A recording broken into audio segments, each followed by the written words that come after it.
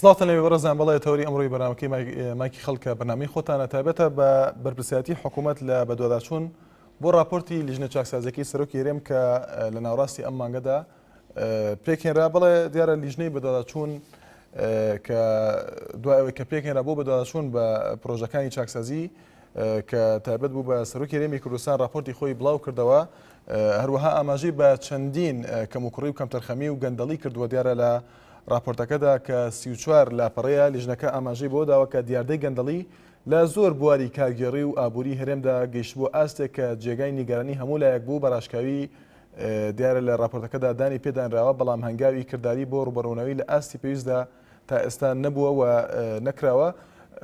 بەڕێزان دیارە بەپێی راپۆرتەکە لیژنەکە 174 کەیسی بە گومانی هەبوونی گەندەڵی لەسەر ئاستی هەرسێ پارێزگاکە لەلایەن سەرۆکی هێرێمەوە بەدەست گەیشتووە، هەروەک لە ئەنجامی لێکۆڵینەوەکان 95 بەرپرسی ئیداری بە کەمتەرخەم دەستنیشان کراون. هەر ئەمڕۆ 4 فراکسیۆن لە پەرلەمانی کوردستان داوا لە سەرۆکاتی پەرلەمانی کوردستان دەکەن لیژنەیەکی لێکۆڵینەوە بۆ بەدواداچوون بۆ راپۆرتی لیژنە چاکسازیەکەی سەرۆکاتی هەرێمی کوردستان پێک بێنێت. دیارە فراکسیۆنەکانی گۆڕان، یەکگرتوو و کۆمەڵی ئیسلامی ڕووها بزوتنەوەی ئیسلامی لە یادداشتێکدا کەڕەوانەی سەرۆکاتی پەرلەمانیان کردووەتەیدا داوای پێکهێنانی لیژنەیەکی لێکۆڵینەوە دەکەن لە پەرلەمانی کوردستان بۆ بەدواداچوون و وردبینی لە راپۆرتی چاکسازی سەرۆکاتی هەرێم کە بە شێوەیەکی زەق و ئاشکرا چەندین دیاردەی گەندەڵی دەستنیشان کراوە کە لە دام و دەستگاکانی حکوومەتدا ئەنجام درراون، بەڵام بەبێ ئەوەی وە خۆیان دەڵێن لایەنە بەرپرسەکان دەستنیشان بکرێن و ئیجراعاتی یاساییان لەگەڵدا بکرێت. هەر ئەمڕۆ دیارە سەرۆکی هەرێمی کوردستان استراتیژیا خود هێڵەکانی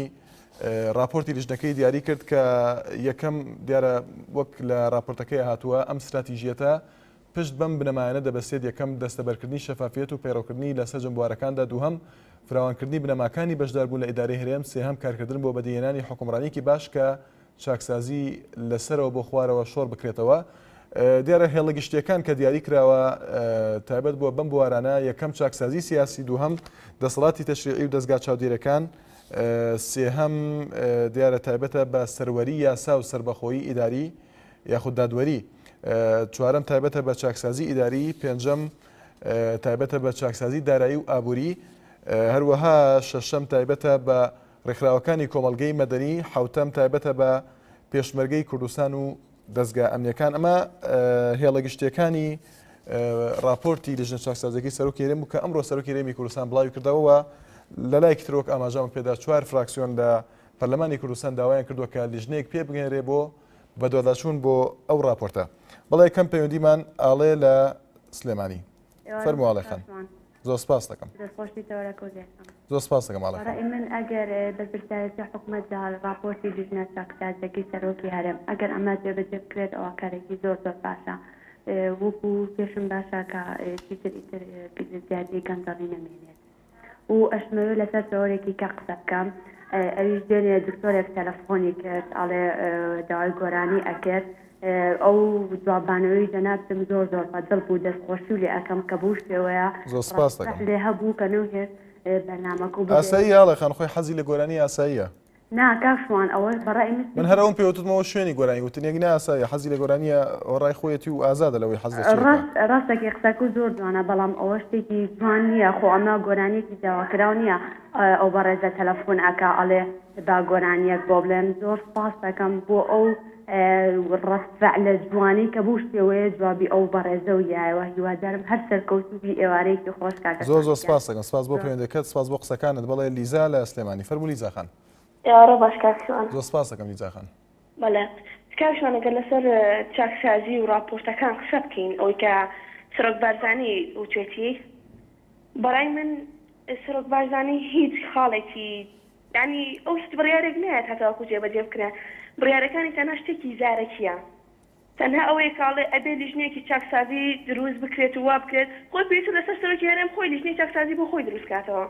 یعنی ئێمە وەکو خەڵکی هەرێم ئەبێ لیژنەیەکی چاکسازی دروستکەین وی لە سەرۆکی هەرێم و لە کارەکانی سەرۆکی هەرێم بپرسێتەوە، لەبەرەوەی ئەو خۆی پێویستی بە لێپرسینەوەیە، نەک ئەوەی کە کەواتە لیزا خان پێت وایە بۆ هەر لەگەڵ ڕای جەنابەت پێت وایە بۆ زۆر لە بەشداروانی فەیسبووکیش ئەم قسەیان کردو بۆ لەگەڵ ئەوە دانی کە ئەم لیژنەیە هیچ ناکات، ئەمە هۆکارەکەی چییە کە زۆر لە بەشداروان وە جەنابیش وا دەڵێن، پێت وایە هۆکارەکەی چییە؟ ئەگەر ئێمە لە ڕاستی بدوێن قسەکانی تەنها شتێکی زارەکیە براکەم، ئەو کە ئەیڵێت تەنهاوێ بەزارێکی ئەڵێ بۆی کە خەڵکەکە لە خۆی وا بکات بڵێ بە خەڵکەکە ئەوە من لیژنێکی چاکسازیم دروست کرد ئێوەی تر بەرامبەر بە من هەستێکی واتان نەبێ کە بڵێن سەرۆکی هەرێم هیچ ناکا بۆ میلەتەکەی با من یەکەمەوە چون لیژنێکی چاکسازیم بۆ دروست کردو کە لە بەرامبەرەوانەی کە ڕوئەیە لە کوردستانە لێپرسینەوە بکرێت بەڵام نا قسەکانی سەرۆکی هەرێم بەس لە ماڵی خۆیان ڕوات و لە سنووری خۆیان ڕوە لە لای من قسەکانی هیچ ڕواجێکی نیە لە بڕی هیچی بەڕاستی ناکات.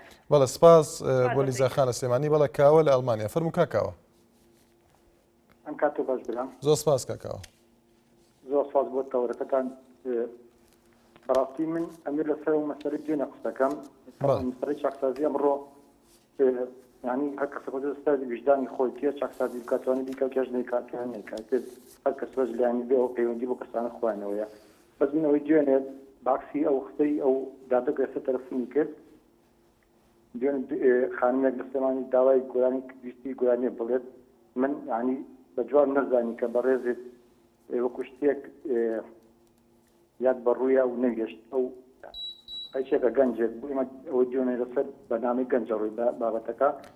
کاکاوە دیارە ئەبوو بۆ زانیاری جەنابەت من دوێنێ زۆر سپاسیشم کەوتی گۆرانی کرد پێشکەشەکەم بەڵام پێرێ لە هەمان بەرنمەیە هەر لەو لە تەوەرێکی ترا پەیوەندی کرد بە گۆرانی خۆی وت وی من حەزم نەکرد ئاگام دیار لەگەڵ هاوکارم هەکانیەلی بوو گۆرانی وت وە دوێنێ وتم سپاس دەکەم کە گۆرانی پێشکەشەکەی بەڵام بۆ شوێنە نەبوو کە ڕێگەی پێ نەدەمیاشتێت تەنها وتم ئەوە ناکرێت لە بەرنامەکەدا لەبەر کاتی بەرنامەکەشوە لەبەرەوەی کە یەکەم پەیوەندیش بۆیە بەرز بەرنامەکە لەسەر گەنجەوە گەنجیش ئاتاتە هەچێک بڵێ باقیچێک با بۆچی هەموو ڕۆژێ لە بەرنامەکانمانە باس باسی پێشمەرگە و باسی حزبێتە پێشەوانە لێ قبوڵەکەن گوێشیان بۆ گرن دەبێت ئەم وڵاتێمەش فێر وەرباسی عسکەری بکەین و هەموو گوێگرترە بین بەزەرێ باسی گۆرانیەک باسی داهاتێکی تاڵتە بکەین لەسەر مانەوەی قەت بکەین حەز بقەیچێکە خۆ ئەو دەستانی پێ ناچوو بە باسی کردایەوە باشە لە باسی حزبیان باسی ئایدێبقاریان باسی کردای هەر نەمەویست و زۆر سپاس بۆ پەیوەندەکەت زۆر سپاس دەکەم بەڵێ شاڵاو لە هەولێر فەرموو کاک شاڵاو. ئەلو ئێوارە باش زۆر سپاس کاک شاڵاو. باشە حاڵسن باشی جانەکەم زۆر سپاس دەکەم. بەداوای پێشبەرگێ دەکەم لەسەر تێمەکەی قسەکەم. بەڵێ فەرموو. ئەم من ئێستا لە دیوەکان داکەم دیای لای دۆشی داوام دەکەم. بەڵێ. وەڵڵاهی ڕێگاکەمان زۆر بەڕاستی داوامە ئێستا هەفتە بە هەفتەیە هەپارەی موسیقەمان لە ڕێگاکە سەر دەکەین بەڕاستی دومیش ئابوونە هەستایەتە ماوە بەڕاستی. بەڵێ. هیوادارم لێپرسیێنش لێ بکەن. بەڵێ سپاس بۆ پەیوەندەکەت هێمن لە سلێمانی فەرموو کاک هێمن. باش زۆر سپاس دەکەم کاک هێمن.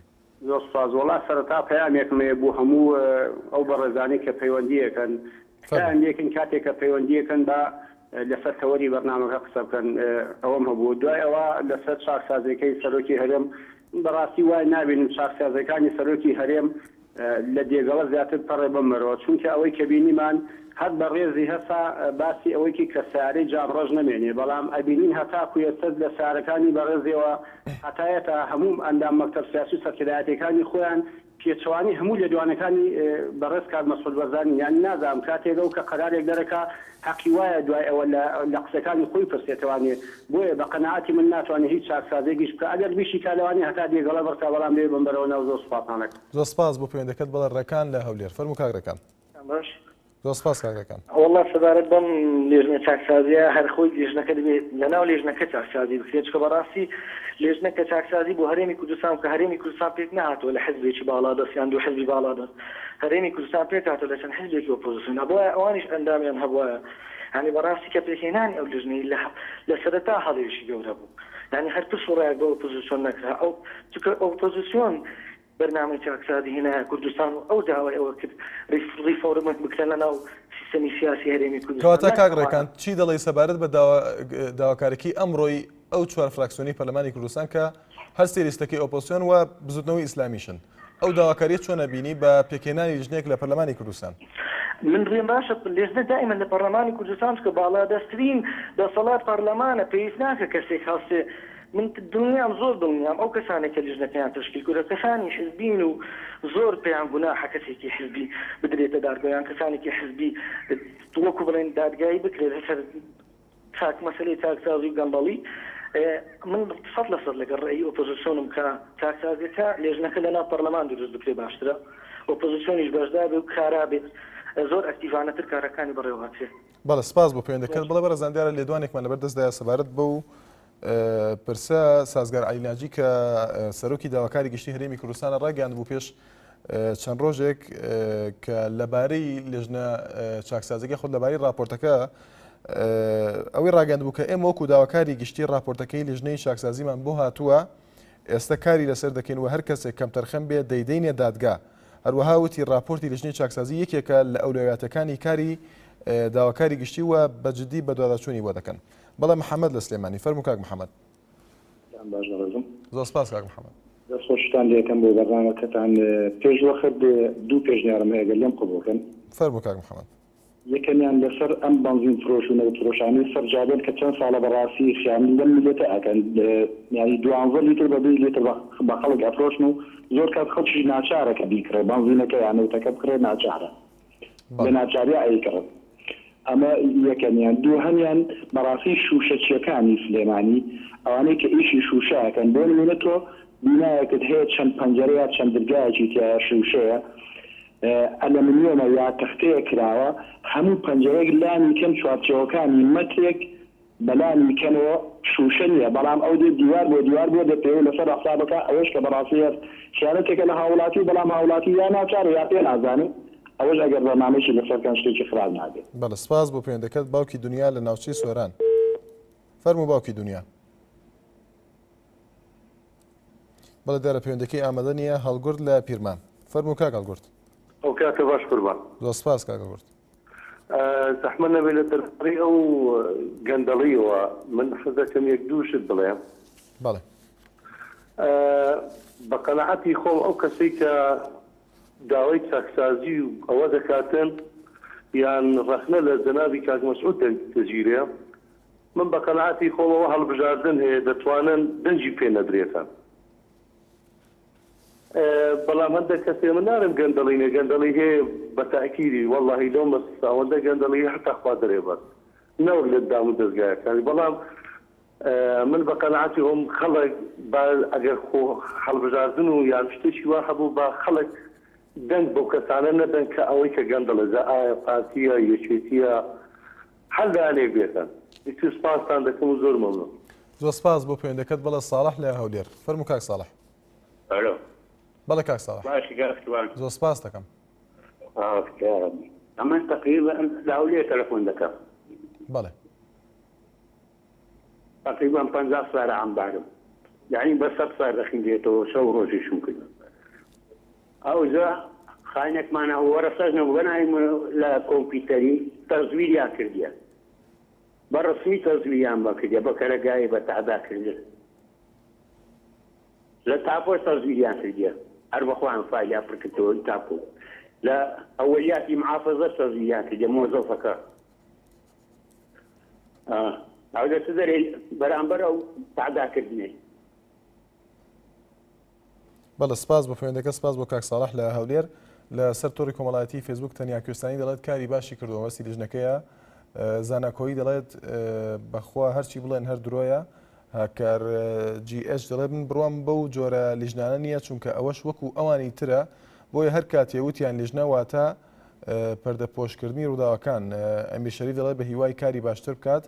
ئەیوب بەرزنجی دەڵێت تا حکوومەتی نیشتیمانی و بە مؤسسات کراوی دانەمەزرێت حکوومەتێک دوور لە کەلەپچەی حەزب ئومێدم بە هیچ جۆرە بڕیارێک نییە بۆ چاکسازی. بەڵێ حەسەن لە خانەخێر. فەرموو کاک حەسەن. دەوارەتان باش کاکشوان. زۆر سپاس کاک حەسەن. ئەحواڵتان باشن برای بەڕێز. سپاس دەکەم.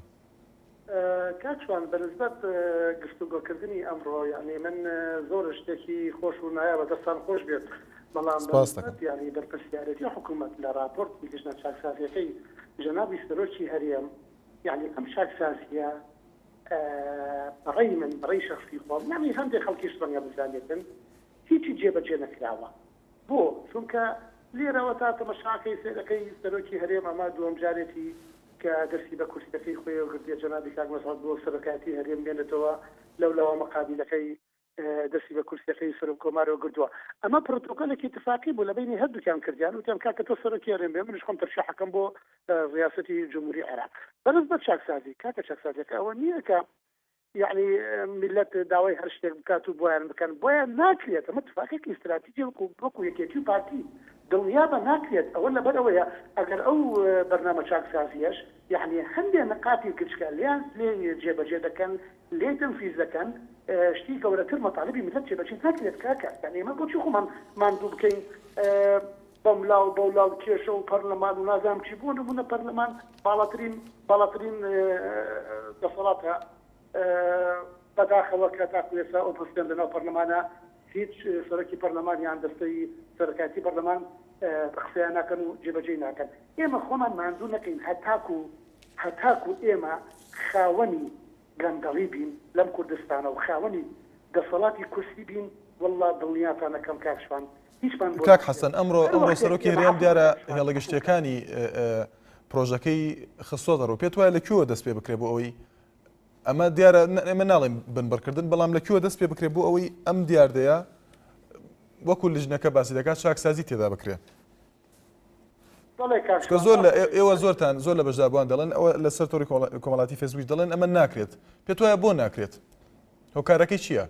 هۆکارەکەی وەکە ئێمە هێشتا نەبووینە بۆ وڵاتێکی دیموکراتی هەرچەند 20 ساڵیش دەڵێن ئێمە خاوەنی دیموکراتی وانە کاکە دەبا هەر یەکێک کە بێ بە سەرۆک کۆماریانە بێ بە سەرۆکی هەرێم با یەک دەورە خۆی هەڵبژێرێت با مەجال هەبێت بۆ گەنجانی کە ئێمە لەخوا بەزیابێت کاکە ملەتی کورد والله یعنی مامۆستای زیرەکی تایە کە نەک بیکەی بە سەر کۆمار بەڵکو بگرە بیکەی بە سەرۆکی وڵایەتە گوتوەکانی ئەمریکا 6 کەمە بەڵام کاکە ئێمە هەتا گەندەڵیمان هەبێت والله خوتوەیەک ناچینە پێشەوە بەڵێ سپاس دەکەم زۆر سپاس بۆ کاک حەسەن لە خانەقین دکتۆرە سارا لە سلێمانی فەرموو دکتۆرە سارا زۆر سپاس دەکەم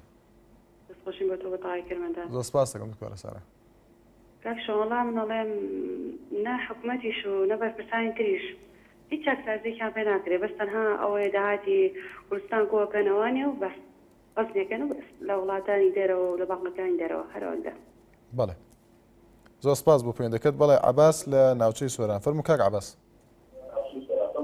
ئێوەرە باش زۆر سپاس کاک عەباس من پێدێنێکمە لەسەر بەرنامەیە برای بەڕێزم بەڵێ فەرموو ئەگەر دەنگی تەلەڤیزیۆنەکە کەسکی یاخۆ دوورکەویتەوە لەی کاک عەباس بەباشی گومان لێت نییە ئەوە ڕێزم بۆ هاوڵاتیانەی کە پەیوەندی ئەکەن بۆ ئەم بەرنامەی ئەڵێن چاکسازی ناکرێت لەلایەن سەرۆکی هەرێمەوە من لە شاری سۆرانەوە تاکو و سلێمانی دەبێ ئێمە هەموو کورد شانازی بە سەرۆکاتی هەرێمەوە بکەین هەر چار پارچەی کوردستان ئەگەر چاکسازی بە سەرۆکی ئێمە نەکرێت بە هیچ کەسێک ناکرێت عەزیزەکەم کاک عەباس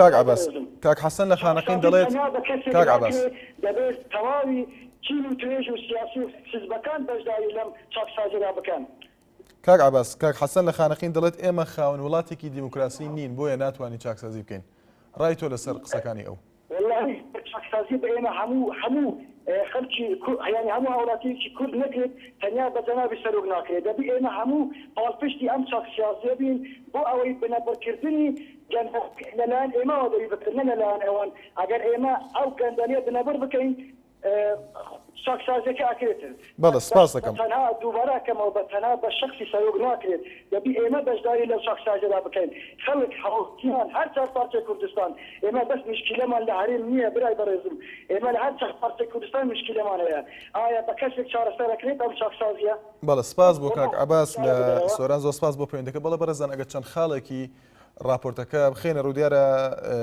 بە گوێرەی راپۆرتەکە لە کەرتی تەندروستیدا گەندەڵی کراوە دەرمانی ئەکسپایر هێنراوەتە کوردستانەوە هەروەها لە وەزیفەی گشتی و گۆڕانکاریە کاریگەرەکاندا دەستنیشانی ئەو گەندەڵانە کراوە کە بوونیان هەیە وەک ڕێژەیەکی یەکجار زۆر خەڵک بەبێ ڕەچاوکردنی پلە وەزیفەی پۆستیەکان و پسپۆرەکان دامەزراون و خەڵکێکی زۆر بەدەر لە ڕێمایی خانەشین کراون دیاردەی کارمەند و موچەخۆری زۆر بووە و قورساییان بۆ سەر بودجەی هەرێم دروست کردەوە دیارە خاڵەکانی راپۆرتەکەی و خۆی دەخوێنمەوە هەروەها ماوەیەکی زۆر بەرپرسە ئیدارەکان لە پۆستەکانیاندا دەمێنەوە ئاڵگۆڕیان پێ ناکرێت هەروەها ئەمە جگەلەوەی لە راپۆرتەکەدا ئاماژە بۆ دراوە کە لە تەندەرەکاندا ئەنجومەنی وەزیران لە ڕێگەی دوو فەرمانگەوە کردویانە هەندێک جار وەزارەتە پەیوەندیدارەکان ئاگاداری تەندەرەکان نەبوون چونکە بە گوێرەی راپۆرتەکە بێت بەشێک لە وەزیر و کاربەدەستەکانی حکوومەت خۆیان کۆمپانیایان هەیە ئەمە بەپێی خاڵەکانی راپۆرتەکە. بەڵێ نارنجخان لە قەڵاتجێ فەرموو نارنجخان. زۆر سپاس دەکەم. خۆی تەوەرێکی باشە هەمێمە هەموو ڕۆژێک لەسەر گەنداڵی بتبین گەنداڵی بن بڕ ناکرێ هەتا ئەمە سەعابی ئەو سەرکردانە بین خۆی ئەوە گەنداڵی دەبێت لە خۆیانەوە دەست پێ بکەن چونکە ئەو گەنداڵیە هەموو سەرچاوەکەی بۆیان دەگەڕێتەوە تۆ وەرە گەنداڵی چۆن بڕبڕاکرێ وەرە لە خۆتەوە دەست پێ بکە اینجا دوایی وەرە لە مەسئولەکانەوە تۆگە لە خۆت دەست بکرد دەبێت بۆ خوارێز بێت چونکە گەنداڵی ئەوە نییە تۆ بڵێ وڵات تەواو بڕبن گەنداڵی شتێکی زۆر ئاسانەکە من بڕیکەی تۆرە موچەی ئەو هەموو مەسئولانە ئەو هەموو مانگی ئەو هەموو موچەیە وەرەگرن باخر بۆ وەریەگرن وەڵا ئیوە هەیە جاژ بووە خەڵکی بە کوشاوە سەیرەکەی بۆتە مەسئول دنیایەک شتی لە بەردەسانراوە خۆی ئەوە کارەساتێکە بە وڵاتی ئێمە گەنداڵی کارێکی زۆر زۆر نەشایستەیە دەبێ ئەوانە بێن لە خوانەوە دەست پێ بکەن بۆ ئەوەی گەنداڵی بڕبڕ بکەن گەنداڵی تۆ گەنداڵی بکەی سەیرەکەی وڵاتەکەشت فەقیری تێکەوێ ینی فەقیری زیاترە بێ من هیوادارم سەرۆکەکانمان ئەوانەی کە پۆستان لەبەردەستایە حکمیان بەدەستەوە هیوادارم لە خوانەوە دەست پێ بکەن هەموو ڕۆژ ئەڵەن گەنداڵی برای بەڕێزمەرە تۆ گەنداڵی بنبڕ بکە گەنداڵی لە مەسئولەکان ئەو هەموو موچە زۆرە وارەگرن وەرە موچەیوان ببڕە سەیرەکەی مەسئولەکان هەموو ڕۆژێک ڕۆکانیان هیوادارم بەرنامەی زیاتری دەسات بکەن. زۆر سپاس بۆ پەیوەندەکەت لەسەر تۆری کۆمەڵاتی فەیسبوک سوپاس سالاری دەڵێت پێویستە ئەو لیژنەیە لێکۆڵینەوەی ورد سەبارەت بە ئەو کەلێن و بوارانە بکات کە گەندەڵیان تێدا ئەنجام درەوە بڕیار بدات بە گەڕانەوەی مڵک و سامانی گشتی بە فیرۆدراو بۆ حکوومەت و سزادانی ئەو کەسانەی بەرپرس بوون لە ڕوودانی ئەو گەندەڵیانە. بەڵە شێرزاد لە سلێمانی فەرموو کاک شێرزاد. باش زۆر سپاس دەکەم. کاکیجان وەڵڵاهی نازانم چاکسازیە کرێ ئەڵێن کەم و خۆتیکایە نایکرێ ئەڵێن گەندەڵی هەیە برای بڕێزم ئێستا من کەناڵێکی ئاسمانیە ناتوان ڕێموقتێکی تیا بکرێ بەڵێ جەنابی سەرۆک هەموو چاکسازیەکە بەس ئاستەنگ هەیە پێویست ناکە لێم پرسی بڵێ ئاستەنگە گەشتوێ لە مناڵێکی 5 ساڵان بپرسە ئەزانێت ئێمە کۆمەڵی حیزبمان هەیە لە ناو کوردستانە حالێکە بە مەزاجی خۆی بڕیارەیە تەنیا بە سەرۆکی هەرێم ناکرێت برا ئەزەکەم ئەگەر بە سەرۆکی هەرێم بێ ئێستا وای لێکە گورگ و مڕ بێک و ئاو بخۆنەوە بەس کاکە ئاستەنگەکان زۆرن هیوادارم لەم پەیامەی من تێ بگەیت و زۆر سپاس. بەڵێ سپاس بۆ پەیوەندەکەت حسێن لە دهۆک فەرموو کاک حسێن. مرحبا زۆر سپاس دەکەم کاک حسێن. گای شەبان مەڵە بەسەر چاکسازیە بەرنامە ببوورە کاک حسێن تێ نەگەیشتم لە قسەکەت. گای شەبان بەڵێ ئەمە بەرە ئەوەل حکوومەت ئەوەل خۆ دەست پێ بکەی ئەمە ئەوەل ئەرزاقی عالەمی خوارم فەرەش عراقی سعد گرن بۆمێ پەرا بدن ئەرزاقی خواما ئەوەش خۆ دەست پێ بگرن و هەرنە فەقیر و ژاران لە چیوە دەست پێ بکرێ کاک حسێن ئەو خۆ تژینە بەڵێ ئەو خۆ ئەرزاقی عالەمی فەرەش عراقی سعد گرن ئەرزاقی عالەمی نانێ پەرێ وانە چاکسازیە بابا چه چاکسازی نینن برجای اما زخوا برا منە دەژەیەک لژنە ئەمە ئەزێ بێم ڕوونم لژنە هاگە مسەد گەندەلی دەرنانی ئەز کلامان خۆ مەسئولم ئەزانم چاوایە. بەڵە سپاس بۆ پەیوەندەکەت بەرەزان وچانێک و دێنە وڵاتان. بەڵە بەرەزان ڕەنج بەرزنجی دەڵێت بەخوا ئەو لیژنانە هەمووی دوورەیەوە کات بەسەربردنە چونکە ئەوان هەرچیەکیان بوێت هەر ئاوا دەبێ هیواکۆیی دەڵێت بەرەزان لەو بابەتەدا وەک ئەوە وایە داوا لە حکوومەت بکرێ بە دۆداچوون بۆ هیچ بکات چونکە بینیمان راپۆرتی لیژنەی چاکسازی دەڵێت کۆمەڵی قسەی گەورەی کردبوو هیچی تر پاشان حکوومەتی کەلەپچەکرا و بەدەست بەرگاری مەکتەبی سیاسی چی پێدەکرێتە ئێمە ڕای لەسەر بدەین بڵێن دەستی حزب خۆش بێت. بەڵێ بەختیار لە سلێمانی فەرموو کاک بەختیار. ئەلو بەڵێ کاک بەختیار بەڕێزم کاتە باش زۆر سپاس دەکەم هەموو کاتێکت باش. گیانەکەم بەڕاستی ئەم قسانە ئەگەر سەریکەین زۆر جوانە ئێمەی کورد لەگەڵ ڕێزمە ئەم سەرکردانەمان قسەی گەورە گەورەکەن لە قاڵبی خۆیان لە قاڵبی جسمۆیکەلی خۆیان نییە لەگەڵ ڕێزمە کابرایە قسەڵاتە بازارڕەوە تۆ گەر چاکسازیەکەی وەرە لەوە دەست پێکە یعنی بۆ وەرکردنی داخلیەک بۆ ماوەیتر وای لێ بۆ چوونە بازار پاسێ بێ لە بچی بۆ ناوچە و کۆمیتە و نازانم ئەو بە زمانە تۆ بچیت پشتگیریەوان بێنی یعنی تۆ ئەبێ لەوە دەست پێکەی لە بچووکترین ئاستۆ تا گاتە خۆت یعنی کابرا لێوە سەرۆکی هەرێم گەورەترین دەسەڵاتی ناتوانێ وا لێکە ئەندامەکانی خۆی فێریەوەکە تازە فێریەوە بووە لەسەر پەڕۆیە زەر لەم ڕۆژانەیە هەواڵێکم بینی لەسەر پردێک یعنی ئەوە تێت من زەردێکم وەڵێ سەوزێکم بەرەی تورپانی لەشینێکم هینێ جوانم بینی کە مقابلی کابرای چانگەروتی کاکە بۆمە دڵی کەسیان نێشێ شین و سەوز و زەردیکەن یعنی وای لێ لەسەر پردێک یعنی کابرایە تاو ئاستا هاتووتە خوارەوە بۆ ڕنگ ئاخر ڕنگ پەیوەندیشی بە ژیانی گەلەوە بە تایبەتی چۆن ئەتوانێ وەرە لە پارەیە چاکسازیکە یعنی لە ڕەنگا پێ ناکرێت لە پارەیە کە یعنی بۆی بکرێت بەڵە سپاس بۆ پەیوەندەکەت سەرتیب لە چۆنچەماڵ فەرموو کاک سەرتیب. هەم کاتە باش دەخۆشیە و تەوەلەک یەکەم بڵێت زۆر سپاس کاک سەرتیب. بلای بەڕێزم ڕاستە وڵاتی ئێمە و سیستیمی ئێمە پڕە لە کەم و کۆڕیی لە ڕووی یاساییی لە ڕووی ئیداریی لە ڕووی ئەقتصادی بەڵام لێرەدا شتی لەوە گەورەترەیە ئەمەوێ بیڵێم عالم ڕۆژانە هەمومان گوێبیستی بەڕێز یوسف قەرزاوی لە جامیعەی ئەزهەر و بە هاوکاری شێخ عەلی قەرەداغی کە هجوومیان کردە سەر پەکەکە بە تیرۆریست و ئیرهابیان لە قەڵەمدا کە پەکەکە نوێنەری 25 ملیۆن کوردە لە تورکیا محرومن من ئەبسەط حقوق لە تورکیا ئەوەیە مەلای کورد اینجا ئێمە چی بچینەوە زۆر بە کورتی بۆی بچنە سەر تۆرەکە دووبارە کاک هۆشیار هەولەری دەڵێت قەرزاوی مەگەر بەغەڵەت تێگەیندرا بێت بۆیە ئەم قسانی کردووە بەغەڵەت کاکە گیان ئێمە قورچۆ بکەینە سەرمانە یعنی چی بکەین ئێمە یەکەم کەس من خائینم بە شێخ و بە مەلامان و بە ئومویمانەوە بە هەموو سنفەکانەوە هەمومان هەر خائین کاکە گیان و لە دوارڕۆژیدا خۆمان بازەکەی ئەدەینەوە دووچاری ئەنفال و کیمیابارانێک و تەرحیل و تەرحیزێکی ترابینەوە بەڵە سپاس بۆ پەیوەندەکەت چاوەڕێمان ناکا و بۆشمان ناچێتە سەر. زۆر سپاس بۆ کاک سەرتیب لە چۆنچەماڵ بابان PM دەڵێت ئایا لە راپۆرتی لیژنە چاکسازیەکەی سەرۆکی هەرێم باس لە گومرگی ئیبراهیم خەلیل کراوە ئەگەر کراوە داهاتەکەی چی لێ دێت؟ ئادا کەلەکشی دەڵێت چاکسازی بە حکوومەتی گەندەڵ ناکرێت بە حکوومەتێکی باشمان هەبێت ئەو جا باسی گەندەڵی بکەین. بەڵێ باوکی علی لە هەولێر فەرموو باوکی علی. هێوارەوە باش. زۆر سپاس باوکی علی. ئەس لەسەر ئاخافتنە سەرۆکی هەرێمێ دەبێت چ شتێکی بێژم کو دەبێژی چاکسازی. بەڵێ. ئەڤاڵێ هێژە.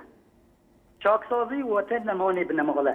چەوە سەرۆک هەرێمێ بێ بڕیارە جێبەجێ بکە. ئیتر زۆر سپاس. زۆر سپاس بۆ پەیوەندەکەت ئاشتی لە ئامێدی. سڵاو لەبێ فەرموو. باشی؟ زۆر سپاس کاک ئاشتی. سەبات پسیۆرەوە؟ بەڵێ. سەرۆکی هەرێمێ یەکەمین کەسێک و چاکسازیە بکات کوردستانیدا.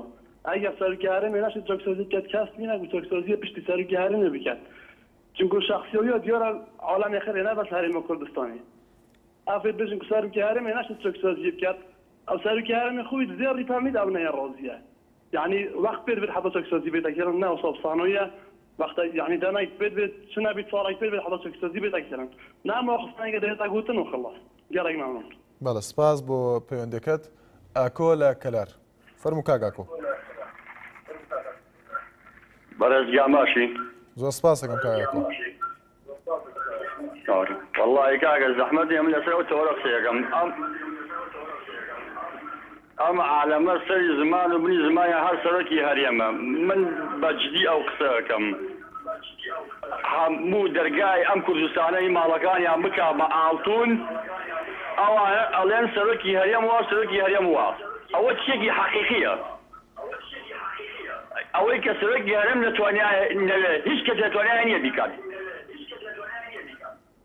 زۆر سپاس بۆ بەردامەکەشم مەمنون. زۆر سپاس دەکەم. بەڵێ هەرێم لە سلێمانی فەرموو کاگەرێم. ئەم کاتەوە باش. زۆر سپاس کاگەرێم. وەڵای لەسەرەوەتەوەرە زەحمە نەبێ من هەرەوە ناڵێم ئەڵێم سەرۆکی هەرێم با لە بنەماڵەکەی خۆیەوە دەست پێ بکا بۆ چاکسازی. ئەگە ئێمە چاکسازیمان نایە لەبەرەوەی خۆیان هەموو کەس دەزانێت کە چێ گەندەڵە و چێ گەندەڵ نییە پێویست ناکە ئەوان دانیشن باسی چاکسازی گەن و لیش نەدانێن. ئەمەی ئێستا کە کراوەوە ئەو راپۆرتی خراوەتە ڕوو وە لە ئێستادا ئەمڕۆ دیارە 4 فراکسیۆن لە پەرلەمانی کوردستان داوایان کردووە کە لیژنێک پێک بێنرێ ئەم هەنگاوانە چۆنە بینی جەنابەت؟ وەڵڵای ئەو هەنگاوانە وەکو هەنگاوەکەی بادینانە بینم کە پەراماری ئەو هەموو دوکان و مەساجیان ناو لیژنەکەش دوایی دوو مناڵیان هەنیە سەر تەلەڤیزۆنیان ئەمانە بوون کە خۆشیان بوون و پەراماری بارەگای یەگرتویان ناو. بەڵێ سپاس بۆ پەیوەندیەکەت ئارام لە باشماخ. فەرموو کاگەرام. باش بە قوربان. زۆر سپاس دەکەم کاگەرام. زۆر سپاس بۆ تەوەری بەرنامەکەت بەڕاستی بەرنامەکە زۆر لەژێرە. زۆر سپاس. کاکە جان بەنسبەت ئەو چاکسازیەی بە ئۆپۆزیسیۆنی هەرێمی کوردستانەوە لەناو پەرلەمان و بە حکومەت بە حزبەکەی دەسەڵات و بە حکومەتی هەرێمی کوردستان هەر هەمیان ئێمە سەرۆکی هەرێممان هەیە چاکسازی بە هەر هەمیان دەکرێت. چاکسازی ئەوە نیە ئێمە تانە لە حکومەتی هەرێم بگرین بڵین سەرۆکی هەرێم وای کرد شەڕی ناوخۆ کین و دوو بنەماڵەی زۆر بەهێزی لە هەرێمی کوردستان تاڵەبانی و بارزانی خەڵکەکی زۆریان کردن مرچی حزبەکان و دژمنداریەتی و ئێستا شکر بۆ خۆی گەورە حکومەتی هەرێم دامەزرا کێشەمان لەوەی مە سەرۆکی هەرێم بۆ خۆی مڕەشع کرد شەڕی ناوخۆ ئاساری بزر بێتن.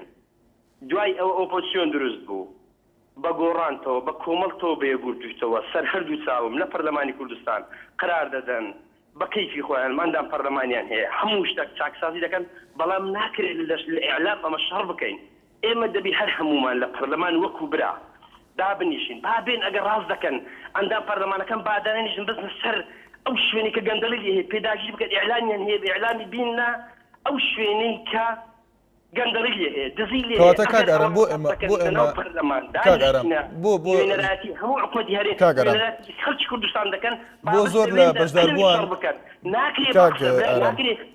پێت وایە ئەم ڕەشبینیە بۆ کاگەرام لە ئێستادا بەرامبەر بەکاری لیژنەکە گوێ لێمە کاگەرام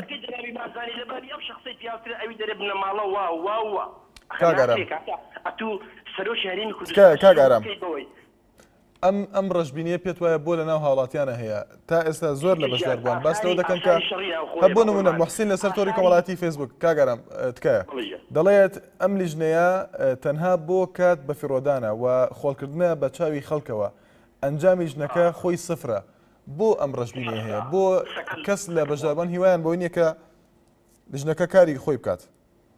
لیژنەکە بە چکاری خۆی دەکات جەنابی سەرۆک ببیتە چەند پارچە من مەحسی ناکەم ئەمن ئەوەی بەڵام وەرە ئەتوو لە جێوی بە وەرە ئەتوو حکومەت تەشکیل دەکەی یان مزاهرە دەکەی دێ سەجادەی کوڕی خەڵک بە دوونێ شەڕی ناوخۆمان خلاص کرد ئەتوو ئەوڕۆ فەوری باسی چاکسازی دەکەی ئەخە ئەو شەخصە لە ماری خۆی ئەو شەخصێ دەرێت چاکسازی 5 منداڵی هەبیتن والله لەگەر هەر 5 عەدالەت نییە والله ئەوەی دووشنی هەبی لەگەر ژنەکەی عەدالەت نییە.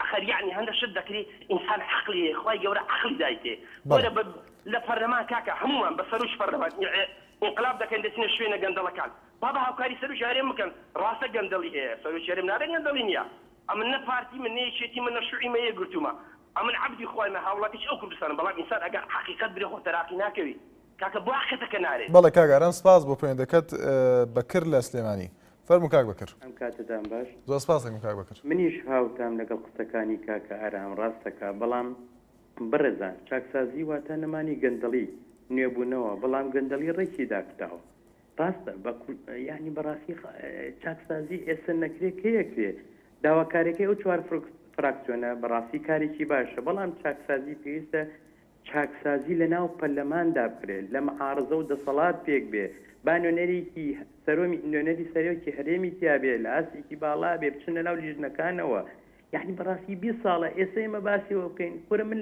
فەرمانبەرێکم لە فەرمانگەیەکی بچووکە گەندەڵی هەیە چۆن لەسەرەوە چارەسەرەکرێ ئەگەر خۆی خودی سەرۆکی هەرێم بەڕاستی بانگی ئۆپۆزیسیۆنەکەم بانگی دەسەڵاتەکەم فەرموو ئیشکەن ئەوە ئەرزەوە گەز کاکە ئیشەکانتان بکەن ئەو خەڵکانی کە بەرپرسیارن بەرامبەری بە یاسا بیانن بە یاسا تاکەی ئەوە ساڵیان بەسەراچوو کەواتە هەموو کارەکان با سەرۆکی هەرێم لانەوە ئۆپۆزیسیۆنەکانی تێکە بالیژنەکان ڕێگر نەبێت لێیان با دەسەڵات بێنن با ئۆپۆزیسیۆن ڕەخنە بگرێت بزانین ئایا ڕەخنەکانیان تەواوە تەواو نییە کەواتە برای برام گەورە ئاوەکەی ڕشتووە بچووکیش پێی لێخە.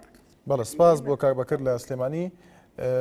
حەمەخالی دەڵێت ئێستا لە وڵاتی سوید خەریکی یاریگایەکن کە لە ئاستی دنیادا 4 یاریگایە و دەڵێت ساڵ و ڕۆژەکەشی دیاری کراوە کەی تەواو دەبێت ئەمە نیشانی دەدات کە دەسەڵات لەگەڵ میلەتدا ڕازگۆیە. دەڵێت حکوومەت نازانم ناوی شوێنێکی نووسیەوە مەبەستی ئەوەیە لە 2005ەوە لە قەڵاتزێ دەڵێت خەریکی پرۆژێکی ئاوا لە دەڤەری قەڵاتزێ تاوەکو ئێستا تەواو نەبوو ئەمەکو نمونە هێناوێتەوە. بەڵێ دەروێش لە هەولێر فەرموو کاک دەروێش. کاک دەروێش لە هەولێر ئەو کاتە باشڵاشوان زۆر سپاس دەکەم دەستخۆشی لەکەم کاک شوان من خاڵم هەیە گەر مۆڵەتم دەی باسی بکەم. فەرموو کاک دەروێش.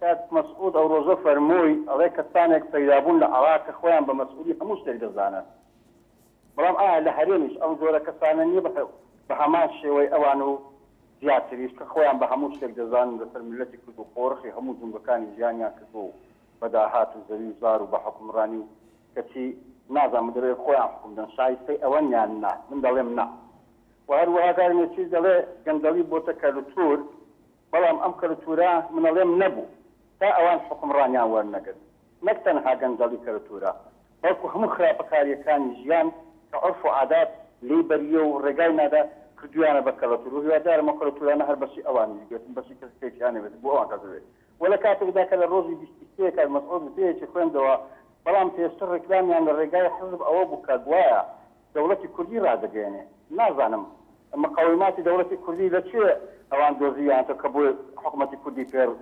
ڕابگەێنن بەڵام ئەوەی کە بەلای دانەچوو باسی دەوڵەت بوو تەنها ڕێکلامەکە مزایەدە بوو بەسەر میلەت و هەروەها باسی فرەمانسەبی مالکی کردو بەڵام خۆشی هەموو دەسەڵاتەکانی کوردستانی خۆڕەخ کردووە بۆ خۆی و کوڕەکەی و برازاکەی و هەموو خانەوادەکەی لە خاڵ و ئامۆزا و کسانی تر من ئەوە بەس ئەوانە دەڵێم یەکێک کە خانووی لە سوسە بێ حەق نییە پەنجەرە لە دەر لە پەنجەرەی خەڵکا بدوی کە پەنجەرەکە بچووکترە خانەکە زۆر سپاس بۆ پێیان دەکەم ئابن و زۆر سپاسانەکەم سپاس بۆ کاک دەروێش لە هەولێر بەڵێ شێخ جەمال لە هەولێر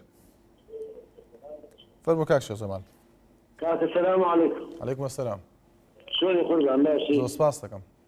ئەرێ عەزیزەکەم پێشی 6 ڕۆژەمە پێش پەرلەما قەرارێکی گەورەی بەرکرد و عەلە ئەساس لە دوای پشوو لێبوردنی گشتی ئیعلان بکرێت یعنی بە هەزارەها خەڵکی بێگوناح لەم سزنانەیە وەکو مەڕووبزن سوودی چییە دەرحەق بەم حکوومەتە کاک شێخ جەمال وا باس کرا کە پاش نەورۆز گفتوگۆی لەسەر دەکرێت سەرۆکی پەرلەمانی کوردستان بوو بەڵێ وا باس کرا کە پاش جەژنی نەورۆز کوردستان بۆ خۆی قەراری دا یعنی خۆیان قساکەن و خۆیان پاسکەسەبنەوە لە قسەکانی خۆیان ئەوان گوتیان پاشی پشوو ئێمە قسە لەسەر لێبوردنی گشتی ئەکەین یعنی ئەمە خۆیان احترافیان بە قسەکانی خۆیان نییە پیاوتێ نادەن لە مەوضوعانە من متحەیل ماوە ئەم خەڵکە.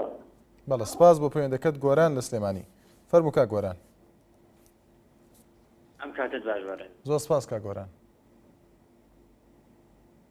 بەڕێز مەسەلەی شاکسازی شتێکە لە ناو هەموو کۆمەڵانی خەڵکی کوردستانە بڵاو بووێتەوە بەڵام بیدایەتەکەی لە سەرۆکی حیزبەکانەوە دەستی پێ کردووە لەبەر ئەوە چارەسەرەکەشی پێویستە هەر لەوانەوە دەست پێ بکات.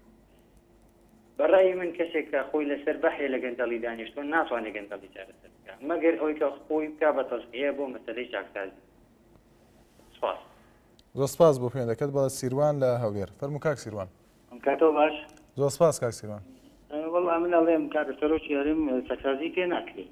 لۆی خەڵەمەکە لەبەر ئەوەی ئەبینین ئێستا بۆ جاری دووەم نێچیروان بارزانی داناوە بۆ سەرۆکی حکومەت لە دوای ئەو عیماد ئەحمەد دووەم جارە بۆ جێگرەکەی ئەوانە ناتوانن بەڕاستی بە هیچ شێوەیەک چاکسازی بکەن بۆ هەر ئەبینی هەر ئێستا لە سلێمانی ئەندازیارێک کەوتە ناو ئەو پاڵاوگەی نەوتا خنکە لە ڕۆژی جەژ نابوو ئەنی ئەو پاڵاوگەیە یەکێک ڕۆژێک لە ڕۆژان نەچوە سەردانێکی ئەو پاڵگاوکە بزانە ئەو پاڵاوگایە ئایا سەبەبی چییە بۆچی ئەوە یعنی ئەو پاڵاوگەورە لەو جێ حساسە کە ئەو هەموو ماڵێ لە دەور و پشتە ئەو هەموو ماڵە دەور بژێتی سبینێ ئەوە بە خاچی یەک ئەندازیار لەسەرەوە تەقی خۆ ئەگا و پاڵاوکە تەقیبە بە قسەی خۆیان کە ئەڵێن 1,500,000 لیتر نەوتیتیا بووە ئەگەر کارەساتێکی لێکرابەوە لەبەرەوەی لەوانە لەبەر جیرفانی خۆیان لەبەر خۆیان لەبەر کەسوکاری خۆیان ئاگیان لە خەڵک نەماوە ئاگیان لە میلەت نەماوە بەڕاستی یعنی ئەمانە چاکسازیان پێ ناکرێت بەس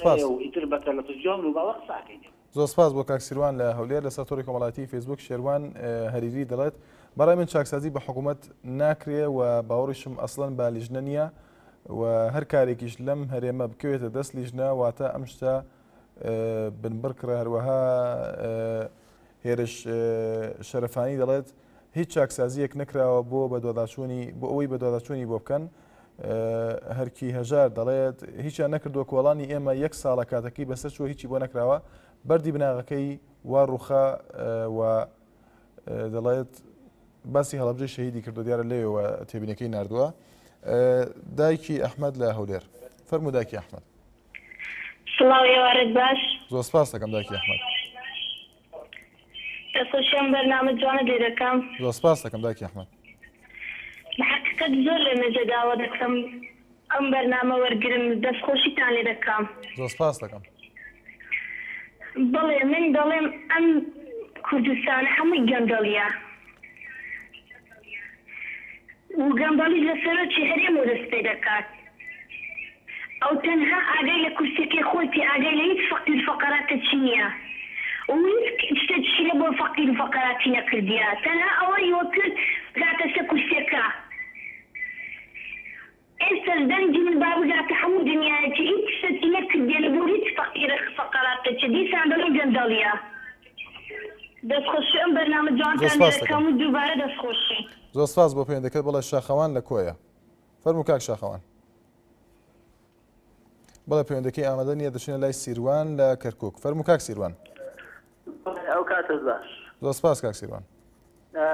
تەلەڤیزۆنەکەم کەس کردووە ئەگەر جۆ لە دەنگم بێت. بەڵێ گوێمان لێت ئێستا. کاکەی برام ئەو لیژنەیە بە تاکید ئیشی خۆی ناکا ئەوە هەموو کەس زانێ ئەو مناڵێکی شەزانێ و ئەو ئێمە کێشەمان ئەوەیە ئێمە خۆمان کورد هیچ نییە ینی کوردی سەبەسەن بۆ نمونە تو باسی زۆر کەس باسی ئۆپۆزیسیۆنەکە ئۆپۆزیسیۆن باشە ئەگەر ئەم حکومەتە گەندەڵە دەبا مەعاژۆر نەگرن نەچنە پەرلەمانە یەقەیتێکە ئێوە نییە مانگە ئەوە چارەسەرە کاک سیروان نا هەر بۆ نمونە یەک مانگ با نەچنە ناو پەرلەمانەوە ئەو ئیمتیازاتانە وەرنەگرن وەڵی ئەڵێ نەشەدەن بیلا ئەمان ڕاستەکەن بەڵام بەخوای کاکە نە ئۆپۆزیسیۆن نە حکومەتەوە نە بڕیاری هەرێم جێبەجێکرێ یعنی نازانین ئەمە خەتای چییە یعنی زاری وایە ئەڵەی خۆزگە عەلی حەسەن مەجید زوون بێتەوە کاکە ئەمە وەزعی سا کورتایەتی یعنی باشە کاکە خەڵک گەورە گەندەڵ باشە گەندەڵ چییە من لە تۆ پرس گەندەڵ کاکە لە فەڕاشێکەوە گەندەڵە تا سەرۆکی هەرێم یعنی ئەمە چی بکەیت یعنی خۆ سەرۆکی هەرێم بڵێ ئەرێ کاکە تو بۆ جارەکە باش پاک ناکەیتەوە ئەرێ تو بۆ مەسەرەن تۆ بۆ دایرەکە دێدێلی سەعات 11 ئەرێ بۆ 2 سەعات بە تەلەفۆن قساکەی ئێبا کاکە ئەمە هەموو پەیوەندی بە هەموومانوێ گەندەڵێک. بەڵە سپاس بۆ کاک سیروان لە کەرکووک باوکی دینا لە بازیان فەرموو باوکی دینا. دەستخۆشی بەرنامەکەتان لێتم. زۆر سپاس دەکەم. لە سەر ژنی گشتی ئافاتی گشتی نازانم ئەمەین هەر هیچ جوابی چ نەبوو کوچیان گوایە دوای جێژنی نەورۆز هەر ئافا دەدرێ و نازان چیە شتێک دیار نەبوو بۆ دیارە باوکی دینا ئەوە لێدوانی سەرۆکی پەرلەمانی کوردستان بوو کە ئەوەی ڕاگەن بوو کە پاش ژەژنی نەورۆز گفتوگۆی لەسەر دەکەن لە پەرلەمان. سپاس بۆ پەیوەندەکەت. بەڵە سپاس بۆ پەیوەندەکەت. سەرکەوت مەحموود دەڵێت باوەڕی من سەرۆکی هەرێم دەتوانێت چاکسازی بکات و لیژنەکەش بە شتێکی باشی دەزانم. نالی دۆهۆکی دەڵێت ئەم لیژنەیە تەنها نووسراوە وەک خۆیڵێت هەروەها ئالان کاکەی دەڵێت تەنها کات بەسەربردنە هاوار ساڵح کە دوات تێبینی فێسبووکە دەیخوێنیەوە دەڵێت دەستخۆشی تەوەرەکەتان لێ دەکەم کارێکی وایان کردووە نەکردووە مەستیەوەی بۆ لژنەیەک چاکسازی سەرۆکی هەرێم کە جێگای دەستخۆشی بێت تەنها یەک تێبینی فێسبوک دەخوێنینەوە کە ئەویش تێبینی هاوراز عەلیە دەڵێت ئێوە و سپاس بۆ ئێوە و گشت دڵسۆزانی ئەم وڵاتە زۆر سپاسی دەکەین باڵە بەرزان سبێنی هاوکارمەکانی لەگەڵتان بەردەوام دەبێت هەر شاد و بەختەوەر بن.